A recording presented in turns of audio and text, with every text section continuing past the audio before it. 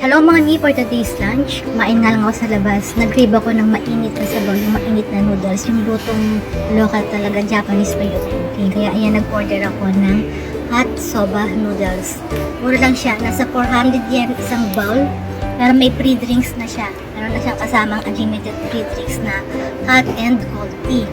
So yan, simpleng hot soba noodles lang to, wala siyang masyadong toppings o ingredients. Meron lang siyang konting dahon ng sibuyas at yung nag-iisang fish cake na sahog niya. Kung gusto mo ng additional na toppings, so additional ingredients, ibang price na yon. Ito kahit plain lang siya soba noodles, mura na pero masarap. Medyo matamis yung sabaw niya. Ang sarap niyang higupin. Lalo ngayon pag medyo malamig yung panahon, ang sarap humigop ng mainit ang sabaw. Merong dalawang klase ng soba. Merong hot soba and cold soba. Yung cold soba, maganda siya sa kainin yung summer season. Refreshing siya kapag mainit na panahon. Alam nyo ba na ang soba noodles, isa siya sa pinaka-healthiest option available dito sa Japan. Masustansya yung soba noodles. At Japanese tradition, tuwing New Year's Eve, kumakain sila ng soba noodles. Nagsisimbolize daw yun ng healthy and long life.